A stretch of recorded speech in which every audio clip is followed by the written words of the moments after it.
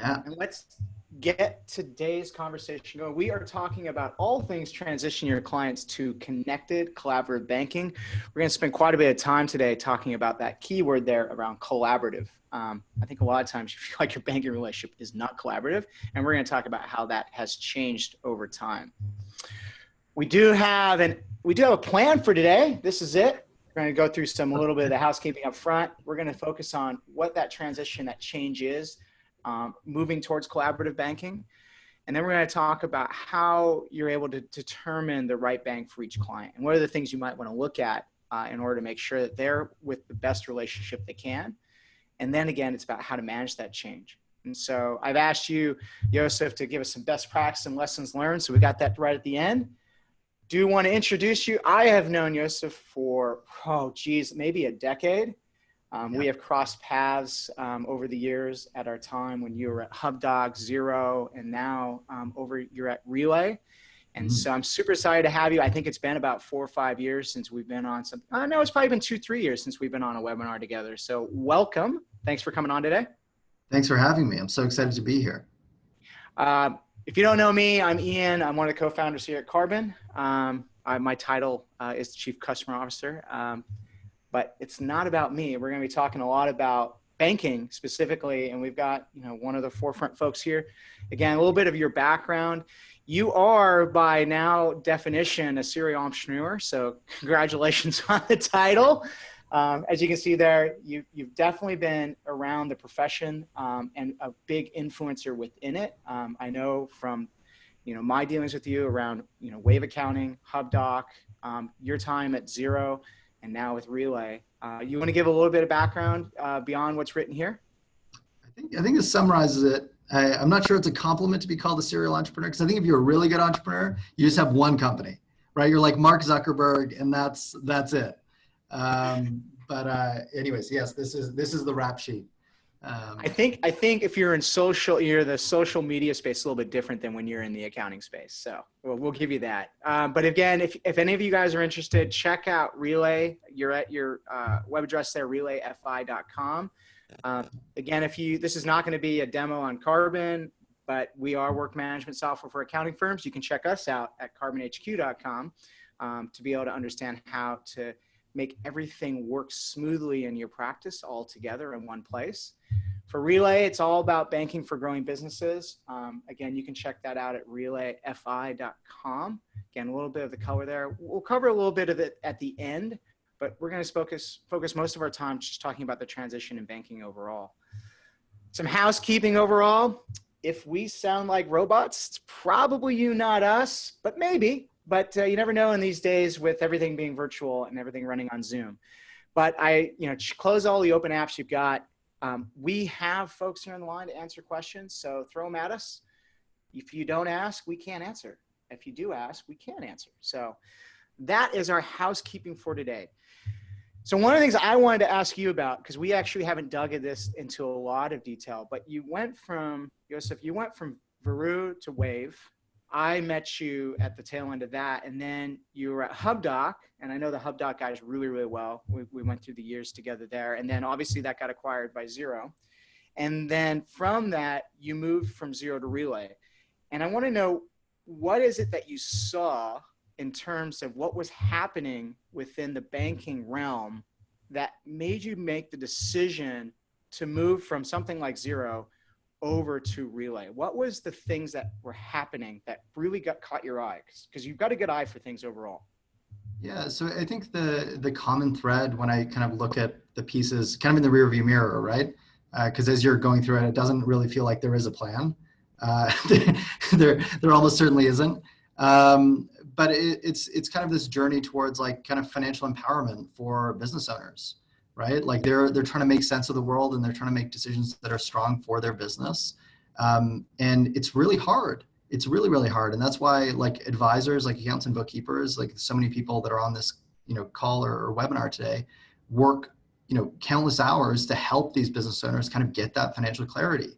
And so for kind of this journey, like the common theme has been that financial empowerment to get to like kind of real-time financials, or like kind of the being able to put your finger on the pulse of your financial health which is literally a theme we talked about at Wave, some 7 years ago or something like that, which is ridiculous. And so the reason we started Relay was basically, we saw a lot of challenges around access to financial information through the experience at HubDoc, right? Accounting and bookkeeping firms would pay us money to literally just log into bank websites and download bank statement PDFs. And they'd pay us a lot of money to do that.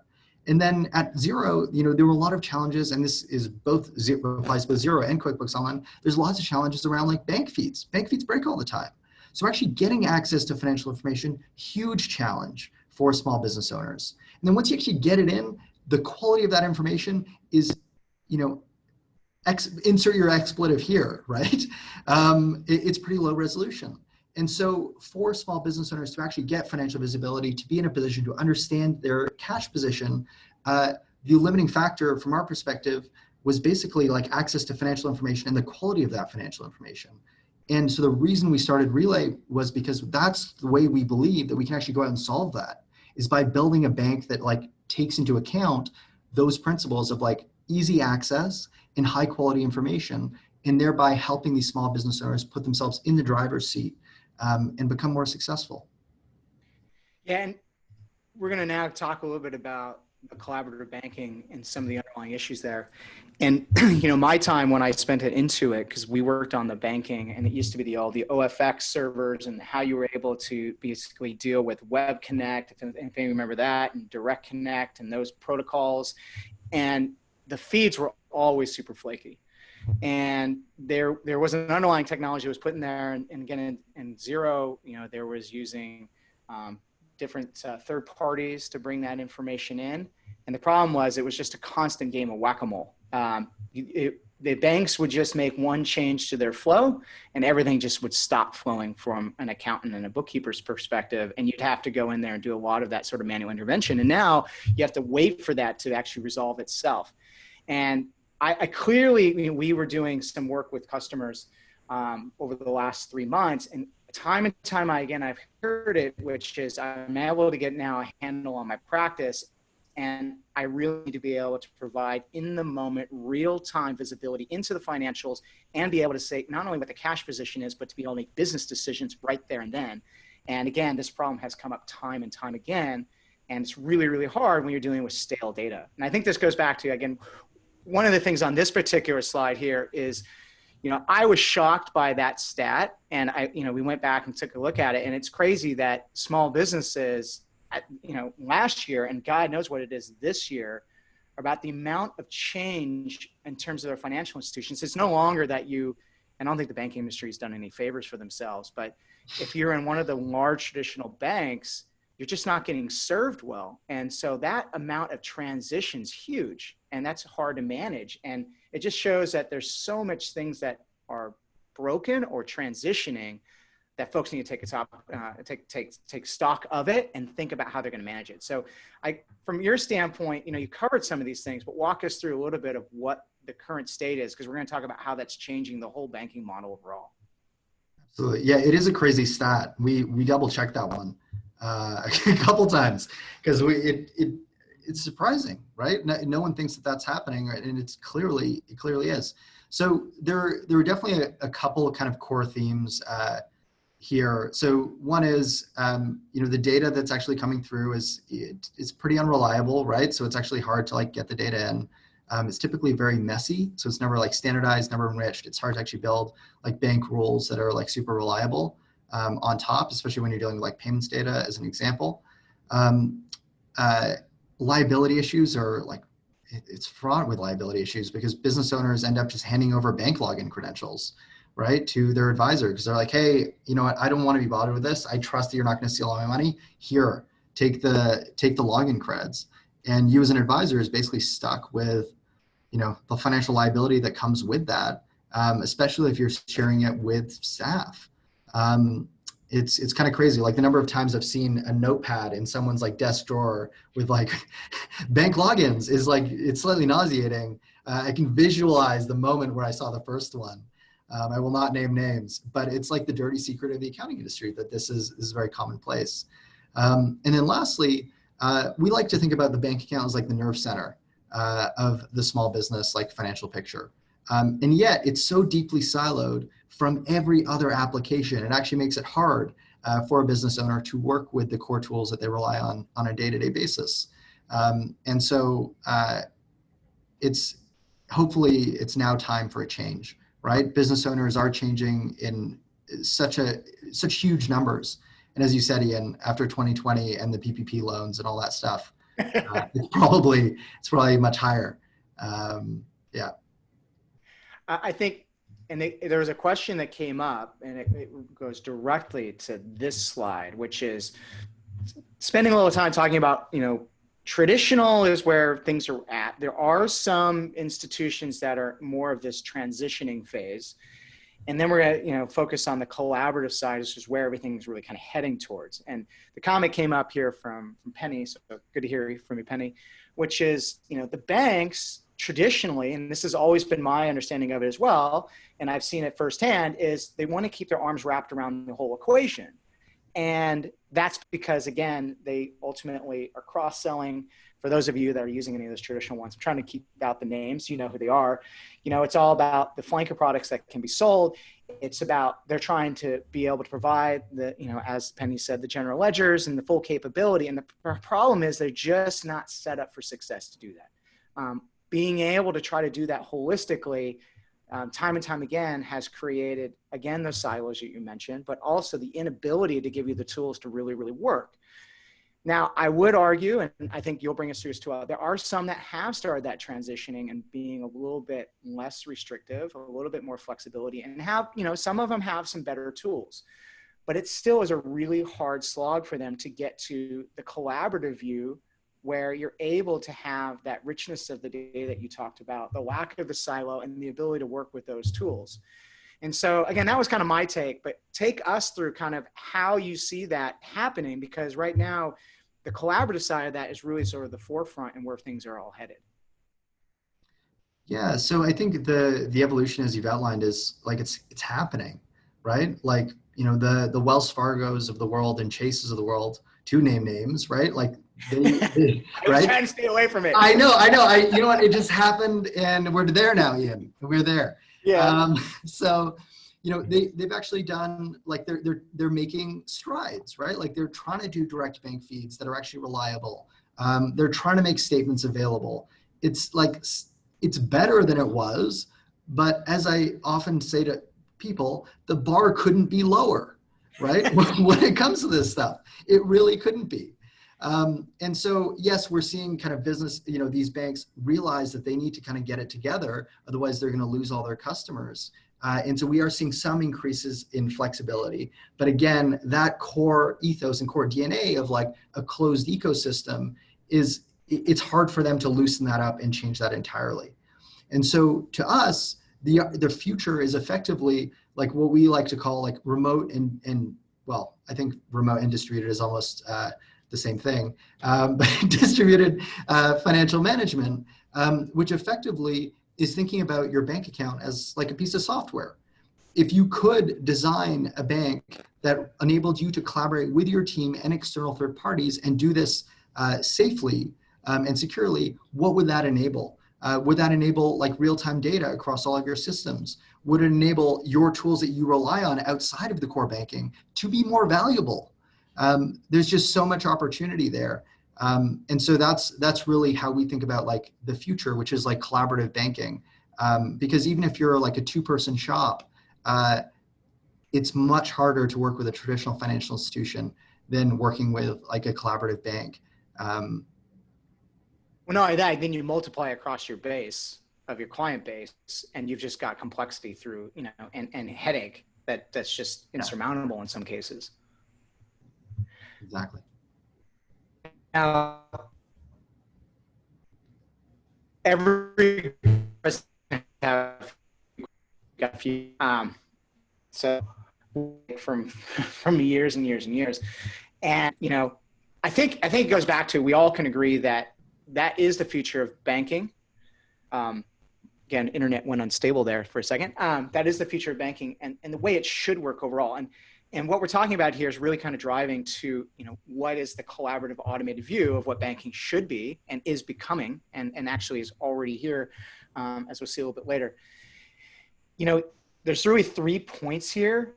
And again, I think the key here is removing the silo, but really also not only collaborative, but richness. And so take us through kind of what is the definition of where things are now headed or at versus where most of us sit, which is not even the transitioning realm, probably in the traditional realm, just depending on where your clients are and what they're trying to move towards. Yeah. So there's basically 3 core pillars here. So number one, when we think about like financial visibility, I think it all starts with the data that you have.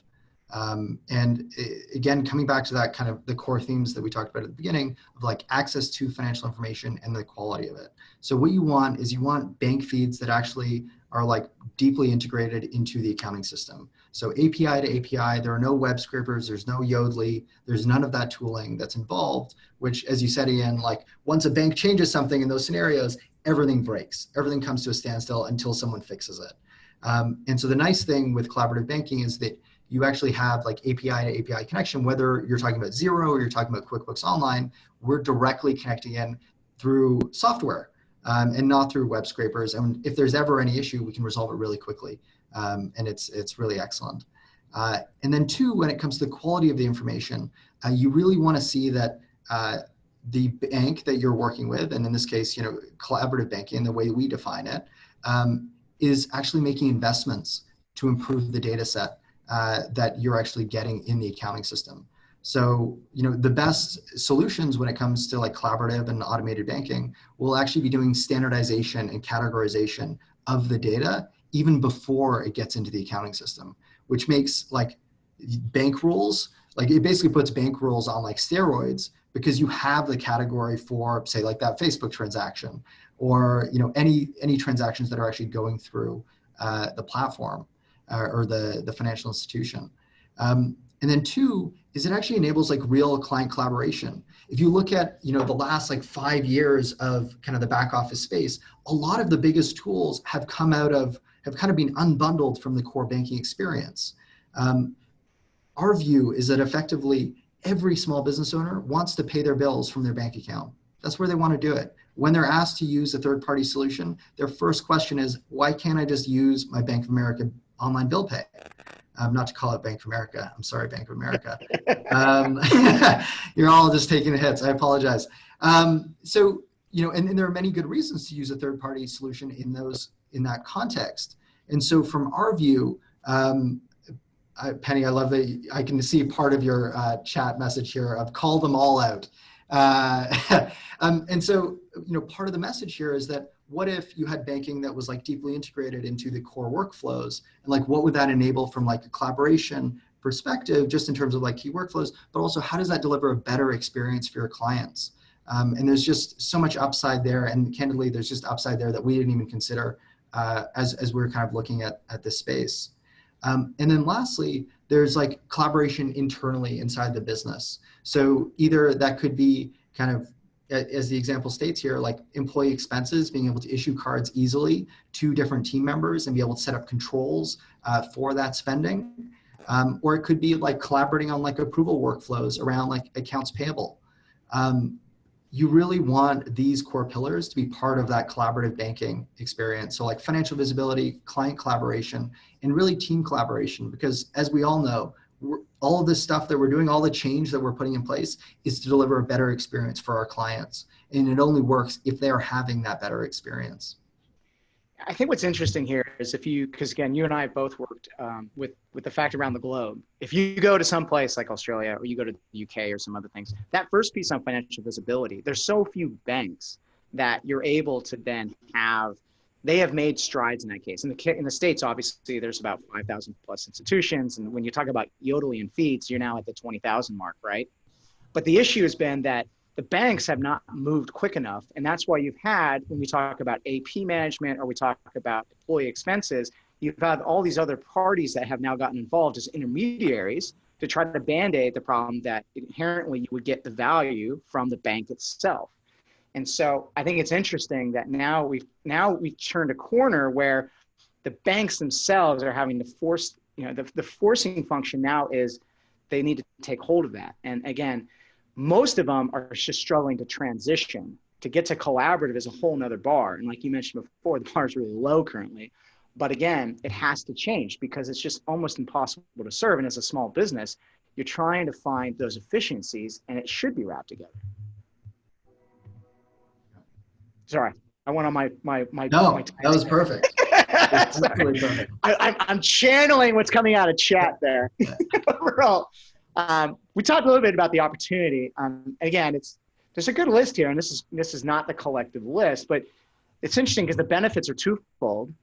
It's for those of you that are serving many clients, but it's also for the small business that's trying to run the business themselves. So I guess from your standpoint, what are the top pieces here that people should really take and that you guys see in terms of where the biggest benefits and the biggest changes that happen?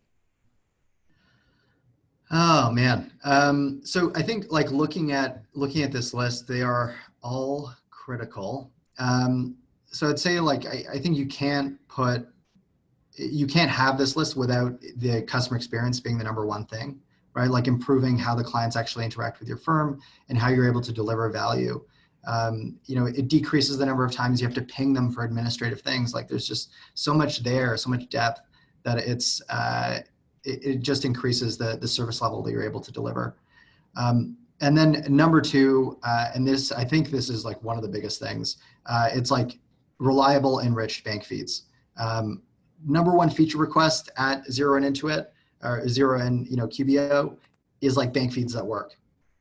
Actually having a bank feed that is API to API, that is super reliable, that's like such a big opportunity and saves people so much time. Like we have so many firms that use us just because the bank feeds actually work and are reliable. As we said, the bar couldn't be lower, right? It's like really, really critical. And then the third thing, if I was to pick out of this list, and I know this is going to be shared afterwards, is being able to actually access all of your clients' banking from a single portal. So having your own login, being able to manage your staff's access to clients' accounts, and being able to choose different permission levels, like whether it's read-only, if that's all they need access to, or they're doing bill payment on behalf of the client. There's a lot of controls and sophistication that's built in when you think about it from like a collaborative perspective. And that's really what separates it even from some of the new entrants like QuickBooks Cash. And so I would say that's the third thing out of all of these that are definitely critical. Now, again, we want to give us a little bit of time because, on some of the other pieces here, we talked about the fact there are different, the banking institutions themselves are across a gradation of traditional, that transitioning, and then obviously on the collaborative side. And, even when we look at the chat here, the commentary around small business owners just wanting one place to go. And so the key then is to just understand what is the right bank for each given client. Again, some people, aren't ready to move from the traditional set, and the headache is worth maintaining themselves, or while others need to get that sort of singular view and are just looking for that right piece to move into that more collaborative relationship. And so I want to talk twofold in terms of, what's the right bank for each client, how to determine that.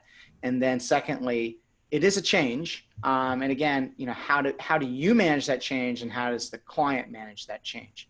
And then again, we'll get to the best practices there at the end. So here, we talk about, if you're picking and choosing anything, we've put this down before from a carbon standpoint on the 9 steps to be able to do that. I put those steps here. And again, if you want to know how to go through this process, go ahead and check out the article. I put the actual URL up there. For those of you that might be asking, we will distribute the presentation at the end, so you can just get it from there. But that URL will help you step through how to do picking and choosing. It might be technology. It might be, again, a decision that needs to be done. It's really flexible. But in this case, it applies to determining the bank. Now, the difference within this process is really around what's most important. What are the criteria of evaluation that you're going to want to look at? And one of the key here, and one of the questions that just came up is, what's really the difference here? And so this is how to measure the difference between those 3 different types of institutions. And so, Yoseph, I want you to go through a little bit of the evaluation criteria. And again, addressing one of the questions there was, what is that real big difference between them? And again, the evaluation criteria really helps to do that. Again, we'll call out some of these at the end as well. Yeah, absolutely. So, let's start this from like the customer's perspective. Like what are the core reasons that, regardless of like collaborative banking in general, like why do people switch?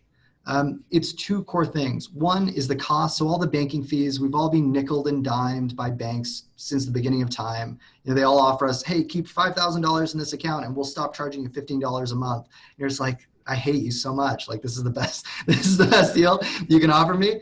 And then two is like customer service. I know, in Canada, I bank with, like, my personal banking is with one of the larger financial institutions, and I'd say they're okay at customer service, but it's not personal. It doesn't feel human, and it definitely doesn't meet the standard that most software companies meet today.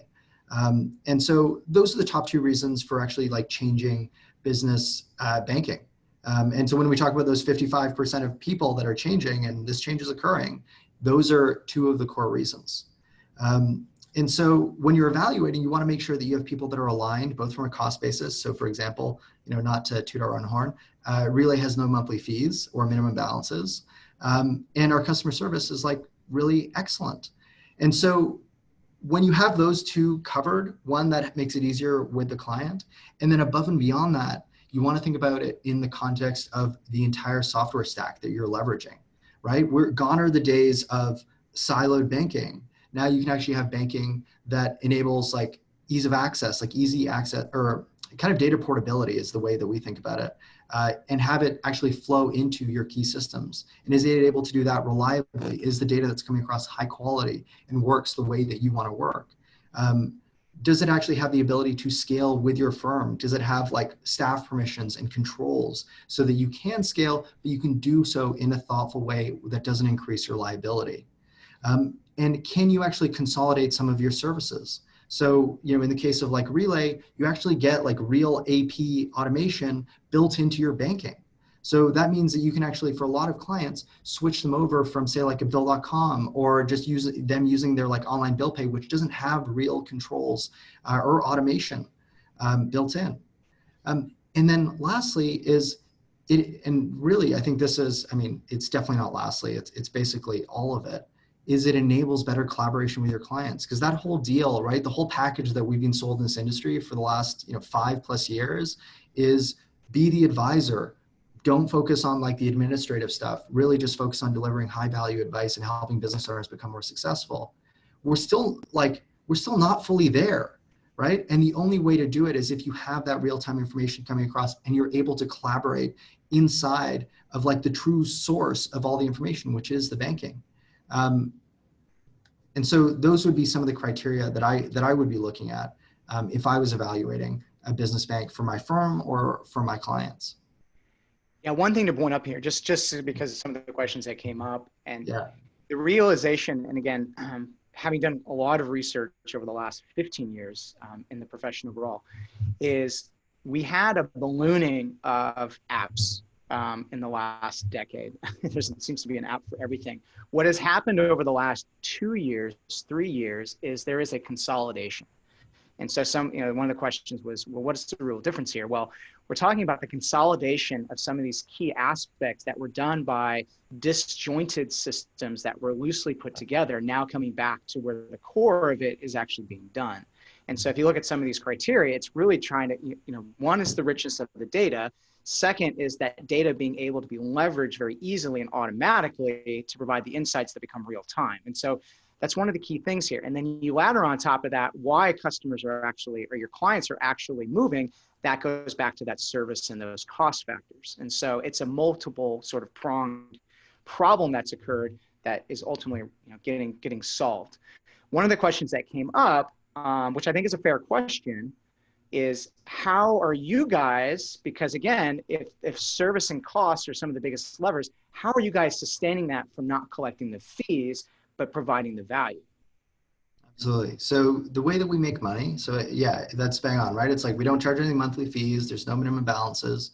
The way we make money is in the way that most traditional financial institutions truly kind of make their money, right?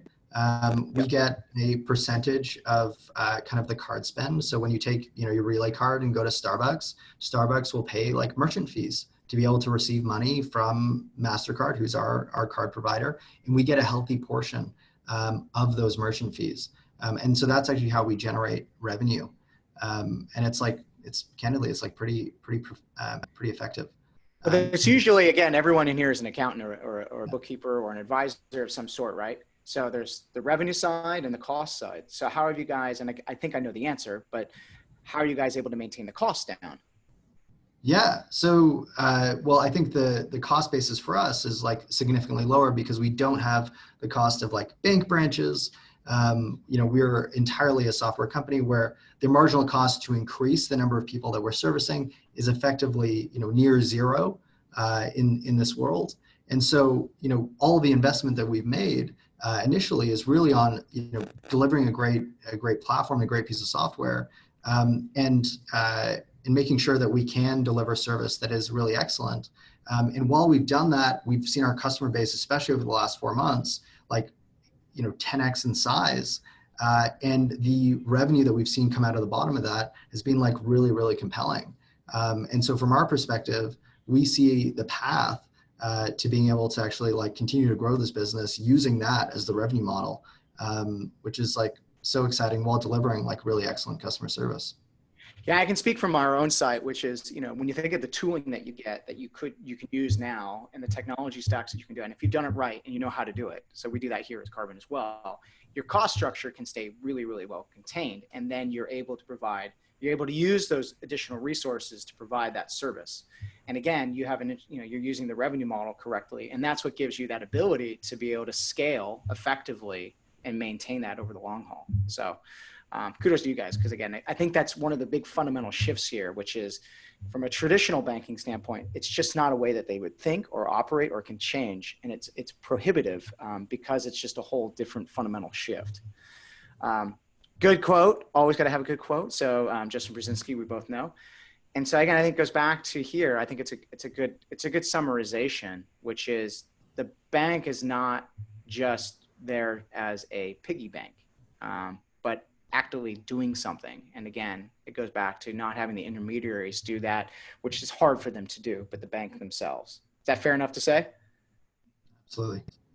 Now I'm going to have you do this next part because you live and breathe this all the time. I talk about change management. Again, I'm happy to go through the 8 steps of change management, but I think for this standpoint, it's really around how do you manage the change and get it to the one person that said, well, I'm not necessarily sure what the difference is. And how do you, as an accountant, a bookkeeper, an advisor, understand what collaborative banking is? And how do you then make that transition not only occur for yourself, but for those clients that it is the right fit for? And so I wanted you to take us through kind of how that goes into play so that those that are interested in and moving into a new relationship and having that, those new capabilities, how would they pursue that? Absolutely. Yeah. Like I think the part of all of this that's like the core theme is that this change is occurring whether you like it or not, right? Your clients are changing banks at quite a rapid rate. And based on the current numbers, like, somewhere between, well, a definitely greater majority of your clients will actually change or add a financial institution to their mix over the next 12 to 24 months. So it's like, how do you actually influence that? Whether Relay is the right solution or not, like who knows, right? We can figure that out later. But like that needs to be the ethos here. And so when we think about like collaborative banking, there's a couple steps that we look at. So first, we see firms succeed by actually trying it out for themselves, like using Relay as their primary financial account. And oftentimes they throw some money in there, they test out maybe our AP functionality, try out our cards. And over time, they quickly realize that not only does Relay do everything that, a Bank of America or Wells Fargo or Chase does, but it also makes it easy for me to actually get my data into the accounting system. It makes it easy for me to collaborate with my team and to really get a real-time picture of my financials. So definitely start out with like trying it out for yourself, see how it works, get a feel for the software. That, whether we're talking about collaborative banking or candidly any software that you're going to end up recommending to your clients, that is the best first step. because you really understand how the software can actually work to your benefit for your practice as well as for your clients. Second stage, identifying the right clients to move. So I think the classic kind of example or classic suggestion in terms of a framework is that you have your kind of group A, which is your early adopters, the people that are really like tech forward, that you have this really wonderful relationship with, where you can be like, hey, I want to try this new thing. I think it really works well, and here's why I like it. Do you want to be one of the people that tries it? And there's going to be so many people in that bucket, in that group A, that are going to be like, yes, let's get started. Let's see how this works. And what you want to avoid is the kind of group B, which are those clients you have a good relationship, but might not be as kind of tech forward or early adopter. And you definitely want to avoid the like group C, which is the perhaps less tech forward, I guess would be the polite way of putting it. I think we just moved one slide. I just moved it up for those that are the right fit. I'll go back to that slide, but again, I think that's the client A group. Yes, absolutely. Yeah, it's like those that really use cash or tech savvy, want better data, want financial visibility. Like they're frustrated having to give over their bank logins, and really want to be able to collaborate better with their team. Absolutely. So I'll go back to that previous slide. There you go. And then really just having a plan of like how you're going to help people how you're going to work this through, right? You're going to pick those few clients. You're going to figure out how you're actually going to communicate the value to these identified clients and handle their objections. We're going to talk about this a little bit later in these slides, but the view is that basically like quote unquote switching is like a 4-letter word. You never want to say it. And there are strategies you can apply to help move them across and communicate the value, handle those objections, get them across the line, and then start with that core use case and get them on board and get them to have some skin in the game, make it a joint effort so that as you move forward, you're in it together. So let's go and dive into a few of these pieces. We already dove into the who of this, so we've got that. Yeah. One of really is around the value and the key delineation. And we talk about this with the fact that, if you're going to advise somebody, again, you're helping them day in, day out. But again, what is that value of collaborative banking that you would frame? Yeah. So the view is that effectively like the bank account shouldn't just be this silo where money is held. It should be core to how the back office is built, and it should be deeply connected with the core systems that the small business owner relies on. And so what you want to reframe the thinking around is, what if this bank account was actually working for you versus kind of against you, right? I think a lot of people would view kind of small business banking as traditionally like kind of a tax on their business, as opposed to something that helps them become more successful and helps them get better financial visibility. And that's really where you want to make it tangible, is telling them that this is how, just as you tell them, that we use QBO or we use Xero, and that's how we deliver our services and how we deliver your books. This is how we help you get a real-time understanding of your financials. And it's going to be easier for your team to actually be able to operate inside your business through the collaboration tooling effectively. Now, it's not a 4-letter word. It's actually a 6-letter word, but switching or switch. Yeah. That's usually now it's interesting because we're talking about handling objections here, but we already talked about the stat and a lot of times they're already moving. So it's a question of really kind of refocusing that. When we talk about, positioning it as a move, how do you handle that sort of switching argument and that objection? Absolutely. So yes, it isn't a 4-letter word, but we might as well treat it as though it is. Because I don't know, there's something in our DNA that where someone asks us, like, do you want to switch banks? All of us just like, we get goosebumps, we're slightly concerned, we're like watching our back for any attacks. And it makes sense. Like the core experience is traditionally, I'm with a mediocre bank today, and you want to switch me to some other mediocre experience? Like that's not better. That sounds like it sucks. So really, let's not focus on the switch. That candidly, it doesn't matter. What matters is actually focusing on solving your client's pain point. So is it that they want to be able to issue debit cards to employees, and that's the core pain point. They want better visibility on like expense management, or is it they want to actually like get better cash flow understanding through managing their AP process and like automate their bills? Start with the client as you always do. And the switch effectively is something that happens like gradually and organically, because they start out with one of those core use cases, and they see the power that comes with collaborative banking, and they realize that, hey, I actually don't need to be using my Bank of America account, or I don't need to be using my Chase account.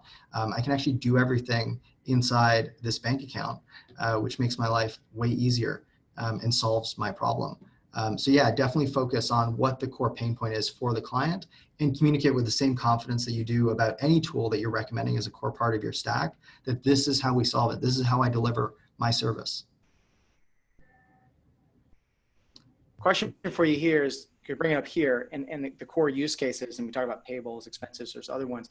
Just from what you guys see, what is one of the top use cases that people usually transition first? AP is like the number one. Okay.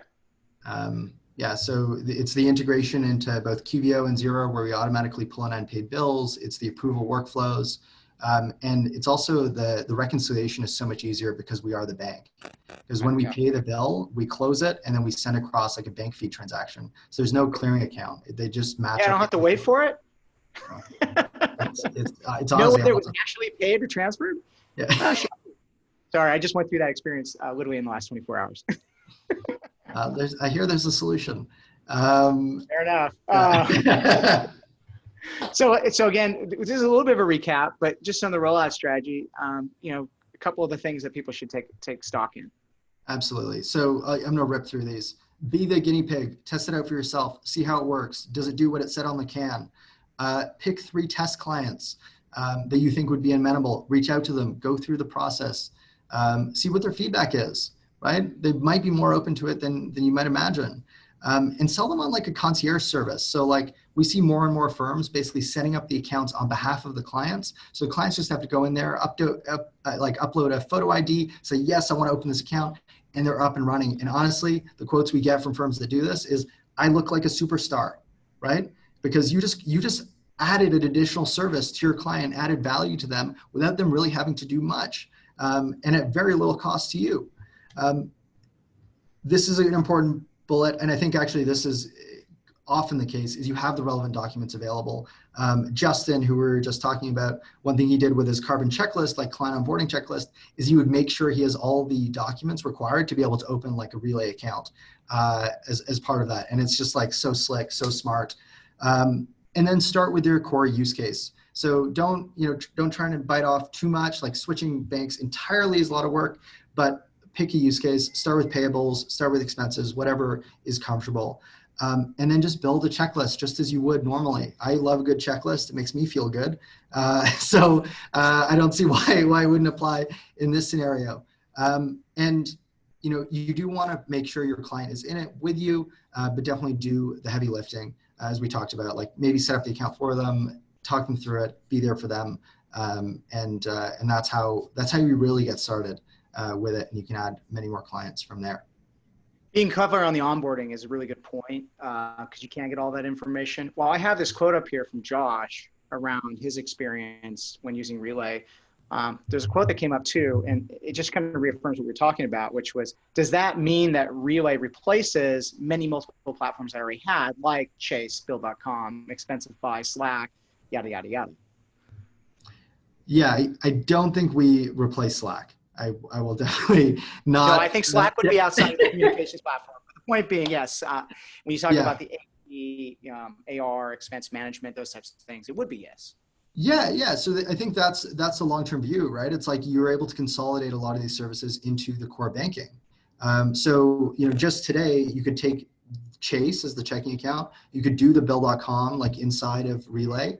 I think you'd still probably need like an Expensify or some type of document capture tool. But over time, I think that changes. And that's what I was referencing before for folks, is you're seeing what's happening now as a consolidation of these fragmented technologies that were loosely tied together, now being brought back to their core elements. And that is happening across different platforms. And again, the banking is one of those platforms where that transition is occurring actively in the moment. So I want every good talk has to have the key takeaways. So I asked you guys to come back with some of the best practices and lessons learned that you guys had. Again, I want you to just quickly wrap it up in a nice little bow in terms of, you know, what we've talked about today and what the key takeaways folks should have. Absolutely. So in 12 to 24 months, more than half of your clients will have switched banks or added a new financial institution. That has a direct impact on your ability to actually be able to service them and deliver the quality of service that you want to be able to deliver for your clients. So the sooner you get comfortable having the banking conversation, whether it's with someone like Relay or not, really critical actually just for your practice. Two, clients are just generally like, when you ask someone, are you happy with your banking? They'll say yes. And ask them out of 10, like what it is. At best, you're gonna get like a 7. That's not high. So, you know, as you are that core point of influence, definitely understand that you can actually have these conversations and they're not beyond you. They're absolutely not. I mean, I would argue on that is the conversation that folks are expected to have with you, which is where should I be? So you have to be prepared regardless. Yeah, that's a great point. That is absolutely a great point. I think checklists help a lot. But just have a plan, right? Like know that we're going to start with a core use case. We're going to start with accounts payable, and that's really what we're going to solve for these clients. And over time, we're going to help them move across. And you can avoid, you know, swearing by saying the word switch, which I think everyone appreciates. And lastly, yeah, it's a marathon, not a sprint, right? A switch doesn't have to happen overnight. It can take time, and you can still deliver value for your clients and you know, improve your services and improve your efficiency. So it's a win-win. Don't wait till you feel like it has to be perfect because, you know, as we've talked about, there is no real plan. It's just we're all figuring it out and doing our best. And you just have to kind of, you know, get your feet wet. So we covered quite a bit of ground today. So again, from, you know, talking about what is the change that's occurring, which is moving from traditional, and folks are transitioning, but to what is collaborative banking. You know, determining whether the right bank, you're going to have those questions anyways because of the amount of transition that's occurring. And then how do you manage that change, be it where, how you're going to have the conversation, and then ultimately how to drive that sort of transition in partnership with your given clients. For those of you, there was a questions that brought up, so thank you, Henry, for answering these questions, but definitely check out Relay. They are, you know, again, at the forefront of this. And again, as you saw from some of the folks that we do, you know, we all know, having great, you know, understanding and great, you know, sort of, you know, great experience with, again, being able to get to a singular view of that partner portal. Again, those reliable and really enriched data, which again, I'm super excited about because I've worked in this space for 15 years and that's always been a panacea. But again, it's all about real-time visibility. So again, if you want to take us through, I know I took through the slide there a little bit, but Yoseph, comments there? No, that's perfect. I think Henry's going to put a link in the chat if you would like to sign up and check us out, or we might include like a Calendly link if you want to book a time and do a deeper dive on the product. Again, it's banking for growing businesses. Again, from a standpoint of questions, we've answered them as we've gone. So that's been actually fantastic. If you have more questions, we're not shy. Your email's up there, my email's up there. You can see in there, there's, again, in the chat, there's a URL up there. For those of you watching this taped, again, you'll have the document, but you can go back to the actual URL itself that was listed there. But honestly, Yosef, it's been a while since we've been on one of these together. It's fantastic having you on. I really appreciate you taking the time because I think people, you know, really need to be understanding what's happening, what's transitioning. And so I really appreciate your time and effort today. No problem. Thank you so much for having us. This was great. So much fun, as usual. Again, thank you all. I know we're a little bit over time. Appreciate you taking the time, and we'll catch you all in the next webinar. Anything to say on the way out, Yosef? I don't know. Be well. Be safe, and we'll catch you on the next one. Cheers, everybody. Thanks. All right. Bye.